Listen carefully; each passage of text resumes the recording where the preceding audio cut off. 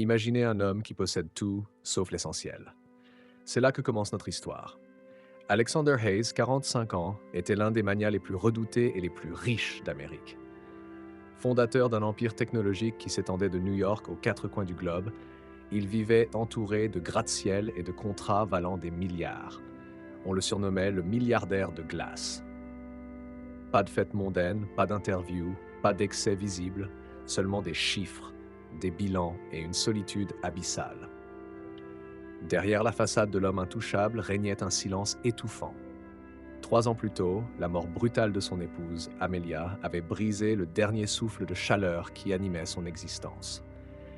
Depuis, la somptueuse demeure de l'Upper East Side n'était plus qu'une forteresse vide résonnant des pas lourds d'Alexander et parfois de la petite voix de son fils, Ethan, âgé de 5 ans. L'enfant était son seul héritage vivant, mais le destin avait frappé avec cruauté. Né avec des jambes fragiles, Ethan ne se déplaçait qu'à l'aide de béquilles colorées, qui semblaient aussi lourdes que son fardeau. Alexander aimait son fils, mais il n'avait jamais su comment le lui montrer. Chaque jour, il fuyait cette douleur en s'ensevelissant sous le travail. À l'aube, il quittait la maison. La nuit, il rentrait après 21 heures, quand Ethan dormait déjà. C'était sa manière de survivre à la perte de sa femme. Ne jamais s'arrêter, ne jamais penser. Dans ce palais glacé, Ethan grandissait au milieu de gouvernantes, de professeurs particuliers et de domestiques. Parmi eux, une silhouette discrète, Sofia Ramirez. Elle avait 28 ans, de longs cheveux attachés en arrière, un regard doux mais ferme et des mains usées par les tâches ménagères. Employée comme aide domestique, elle s'occupait de 1000 petites choses, mais surtout elle écoutait. Elle était la seule à se pencher vraiment sur chaque mot, chaque plainte, chaque rêve de l'enfant. Pour Alexander, Sofia n'était qu'un nom de plus sur la liste du personnel. Mais tout bascula un soir d'automne. Une réunion annulée plus tôt que prévu, une décision impulsive de rentrer sans prévenir, et le destin ouvrit une porte inattendue. Lorsqu'il franchit l'entrée monumentale de son manoir, Alexander s'arrêta net. La scène qui s'offrit à lui le cloua sur place. Au milieu du salon, Sofia, agenouillée, frottait le sol avec une énergie silencieuse. À ses côtés, Ethan, les joues rouges d'effort, s'acharnait maladroitement à imiter ses gestes. Ses petites béquilles violettes gisaient à côté de lui, tandis qu'il tenait un chiffon comme un trophée. « Tiens, Sofia, regarde, je peux nettoyer ici », souffla le garçon d'une voix tremblante mais déterminée. Sofia posa doucement sa main sur son épaule. « Tu as déjà beaucoup aidé aujourd'hui. Viens te reposer, mon petit guerrier. » Mais l'enfant secoua la tête. Ses yeux d'un bleu éclatant brillaient d'une force inattendue. « Non, tu dis toujours qu'on est une équipe. Alors je continue. » Alexander sentit sa gorge se serrer. Depuis combien de temps n'avait-il pas vu son fils sourire ainsi, avec une joie simple et pure? Son cœur battait si fort qu'il en oublia de respirer. « Très bien, mon assistant, mais seulement encore un instant, » concéda Sofia avec tendresse. Puis, soudain, Ethan leva les yeux et aperçut son père figé dans l'encadrement de la porte. Sa surprise faillit lui faire perdre l'équilibre. « Papa, tu es rentré tôt. » Sofia bondit sur ses pieds, effaça précipitamment ses mains sur son tablier et baissa la tête. « Bonsoir, monsieur Hayes. Je ne vous attendais pas. » Alexander ne répondit pas. Il ne pouvait détacher son regard de son fils. « Ethan, qu'est-ce que tu fais ?» finit-il par murmurer. « J'aidais tia Sofia. Regarde, papa, aujourd'hui, j'ai réussi à rester debout tout seul. Presque 5 minutes, lança fièrement l'enfant. 5 minutes. Alexander répéta ces mots comme un écho irréel. Comment était-ce possible? Ethan, enthousiaste, poursuivit.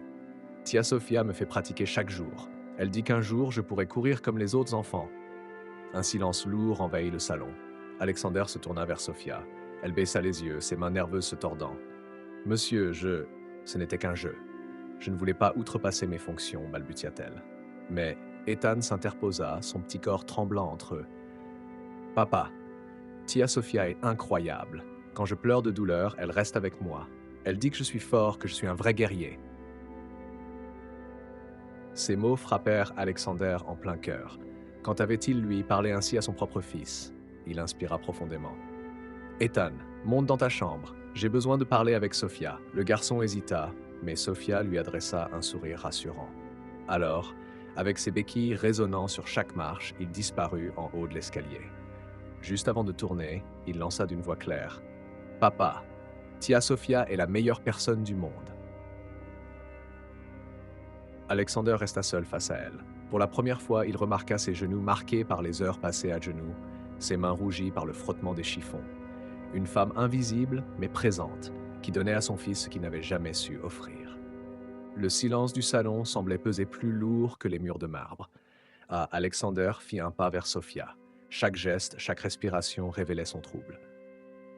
Depuis combien de temps? Sa voix se brisa avant de reprendre, plus ferme. Depuis combien de temps vous faites pratiquer mon fils?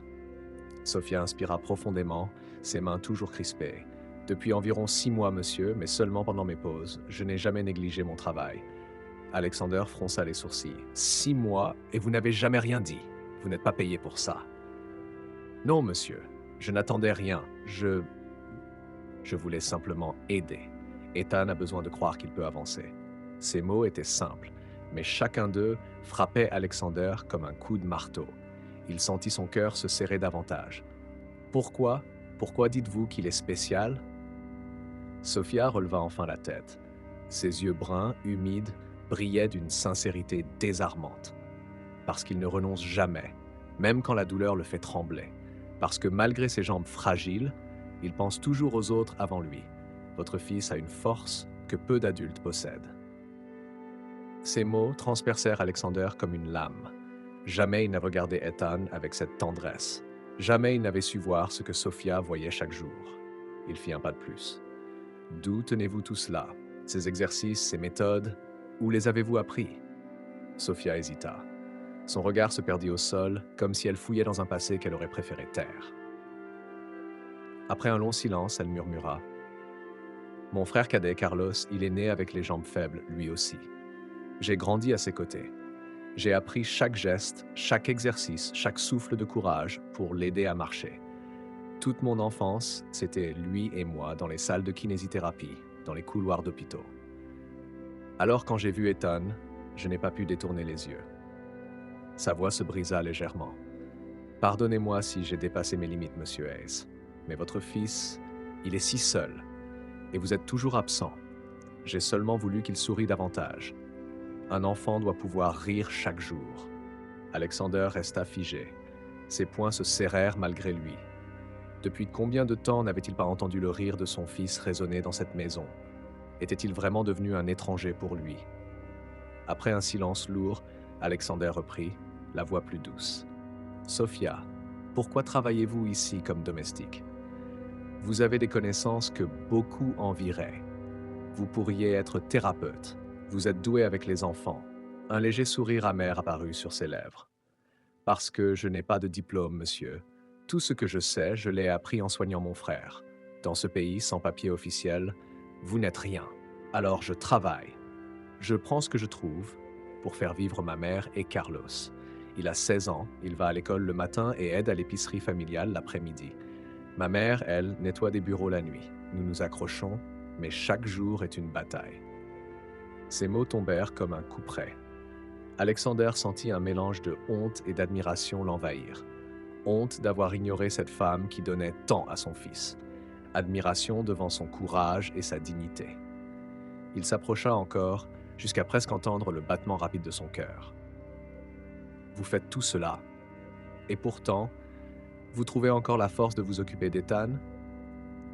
Sophia baissa les yeux, un éclat fragile dans sa voix, parce qu'il le mérite, parce qu'il est plus fort qu'il ne le croit, et parce qu'au fond, il a seulement besoin de son père.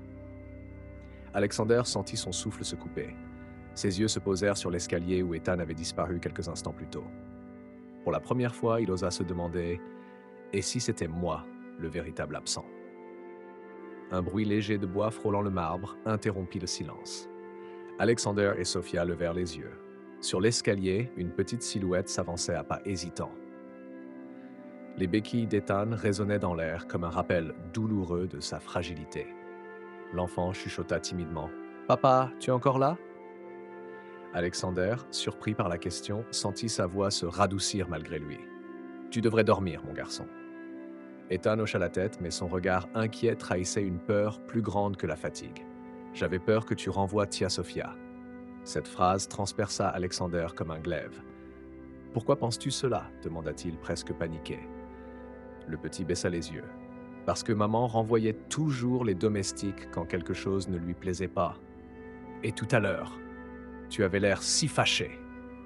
Sophia détourna immédiatement le regard, honteuse que ce souvenir soit évoqué devant elle. Mais Alexander, pour la première fois, sentit une autre brûlure que la colère. La honte d'avoir inspiré à son fils une telle crainte. Il s'agenouilla à hauteur de l'enfant et plongea ses yeux dans les siens. « Ethan, est-ce que tu aimes Sophia ?» Le garçon hocha vivement la tête, ses yeux bleus brillants. « Je l'aime beaucoup. C'est ma meilleure amie. » Alexander fronça légèrement les sourcils. « Ta meilleure amie? Pourquoi ?» Ethan prit un moment pour réfléchir, comme si chaque mot était précieux. « Parce qu'elle joue avec moi, parce qu'elle m'écoute, parce qu'elle ne me presse jamais, et surtout, parce qu'elle croit que je marcherai comme les autres enfants un jour. » Le souffle d'Alexander se coupa. Un nœud serra sa gorge. Alors, d'une voix plus basse, presque tremblante, il osa demander « Et moi, suis-je ton ami ?» Un silence immense tomba sur le salon. Ethan regarda son père longtemps, puis murmura avec une innocence cruelle « Non, papa, tu n'es pas mon ami, tu es mon papa. Et un papa, ce n'est pas pareil. Un ami, c'est quelqu'un qui est toujours là. » Ces mots frappèrent Alexander plus fort qu'aucune défaite, plus fort que la mort, plus fort que tous les échecs possibles. Il sentit son cœur se briser et ses certitudes s'effondrer. Il saisit doucement les mains de son fils. « Ethan, je veux être ton ami. Est-ce que tu me le permettras ?» L'enfant écarquilla les yeux. « Tu veux? Vraiment? Mais être ami, ça veut dire que tu devras jouer avec moi, écouter mes histoires et même regarder quand je m'entraîne avec Tia Sophia. » Un sourire sincère, le premier depuis des années, se dessina sur le visage du milliardaire. « Alors oui, mon petit champion, je serai là. Dès demain matin, je viendrai dans le jardin pour te regarder, je te le promets. » Ethan, fou de joie, se jeta contre lui, ses petites béquilles tombant au sol. « Maintenant, j'ai deux meilleurs amis, toi et Tia Sophia. » Alexander le serra contre lui de toutes ses forces, son cœur débordant d'un amour qu'il croyait avoir perdu à jamais. Quand l'enfant, enfin apaisé, remonta se coucher, le milliardaire se tourna vers Sophia. Ses yeux sombres brillaient d'une émotion rare. Il ne dit qu'un mot, mais ce mot pesait autant qu'une confession. « Merci. » Sophia balbutia, confuse. « Merci. Pourquoi, monsieur ?» Il baissa la tête, sa voix vibrante, « Pour avoir aimé mon fils, quand je n'en étais plus capable. » Un silence solennel enveloppa la pièce. Pour la première fois, Alexander Hayes, le géant de glace, ne pensait plus à ses tours d'acier ni à ses contrats. Son esprit n'était tourné que vers une seule chose. Demain matin. Il devait tenir cette promesse.